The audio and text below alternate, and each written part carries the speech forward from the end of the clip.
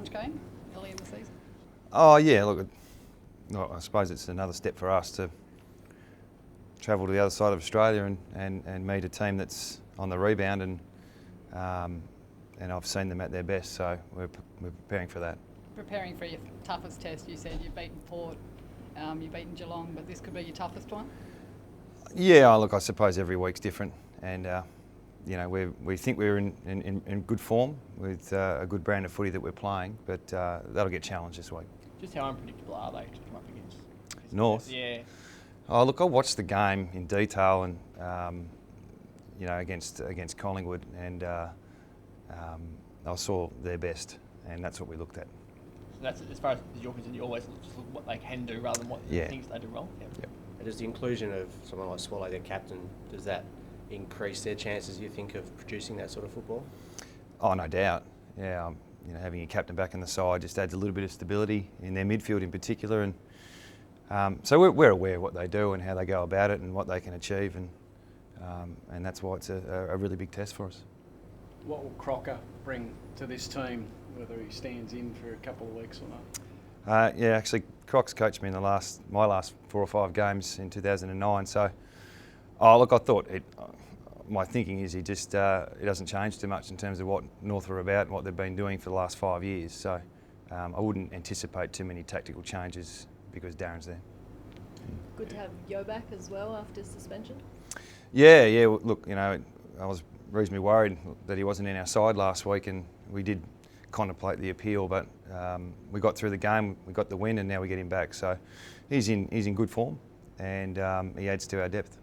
Are you getting closer and closer to what you would consider your best 22? Oh, I think it's hard to tell what your best 22 is. You know, a best 22 probably has a few players who aren't going to play this year in it. So we've got a lot of players playing their role at the moment, and it's contributing to success. So yeah, managing some players coming back in the next few weeks is going to be a good challenge. Does Dom come straight back? Or do we have to wait? Yeah, he's coming back. He'll come back in. Yep. So some tough decisions obviously made, I mean, with Yo and Sheed to come back into the 22.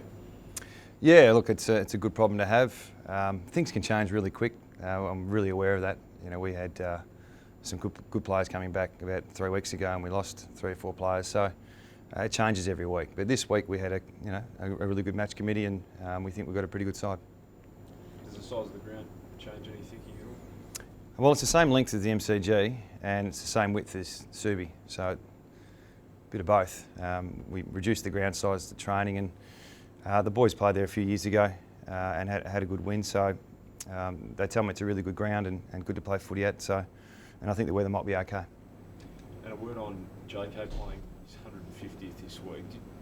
When you were assistant coach at Hawthorn, did you think he was as good as what you've seen from him when you came here?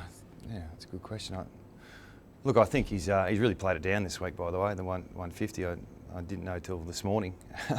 But he's look, from a distance, I think you probably look at his scoreboard impact, and when you're internal, you look at what he does off the ball, and you know, he's probably the hardest working defensive type of forward who kicks lots of goals. So well, that's my experience with him anyway. So you haven't put together an inspirational video of JK's 149 games? No, we haven't. No, there won't be a video this week. You'd be biased, but where would you rank him amongst the key forwards in the column? Well, you're right. I would be biased. Oh, look, he's been carrying a bit of an elbow, and it's a credit to him. He's pushed through this year as our vice captain. Could easily have led the side as well, and yeah, he's producing a pretty good, consistent brand of footy at the moment. And how significant was you talked about him putting on a little bit more size to be stronger for longer in games? How impressed are you at his ability to execute that in training and then maintain his work ethic and running ability as well in games? Well, it's something he focused on in the off-season, was see if he can carry a bit more weight and still maintain his athletic profile.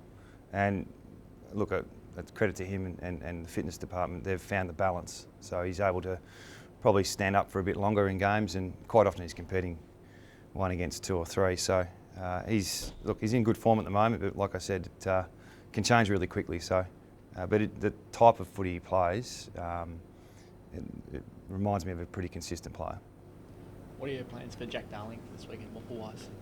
Yeah, he'll play at East Perth this week, so we'll see how he goes, manage his game time, and see how he pulls up. And look, he's pretty fit, so if he can manage 80 or 90 minutes, then we'll look at him next week. So he could only need one to prove. I think so. Yeah.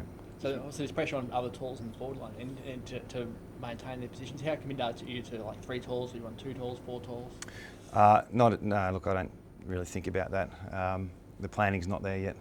Every time I plan something, someone gets injured. So we'll just worry about trying to beat North, and if Jack pulls up well and he puts his hand up, we'll look at it next week. Have you held him back? He's been keen to go for a couple of weeks. He's been keen, yeah, he has been keen, and other coaches have been keen as well, but we've really taken a cautious approach, so this week's another step. Was there ever a consideration of bypassing the waffle and bringing him straight in? Look, it was part of our planning to what's best for Jack, and without disrupting East Perth too much, a game there is going to help him with his recovery, so that's the best course of action. Is Matty Rose having a run, or is he waiting another week? No, he waited another week. Yeah, he re-twinged his hammy a few weeks ago, so when you do 2 of them, an extra week's probably for his mind more than his body, just to get him confident. And a word on your great mate Peter Bell getting inducted. Yeah, good effort. He keeps his cards very close to his chest. I didn't know till I went to bed last night, so fantastic achievement for him, well deserved.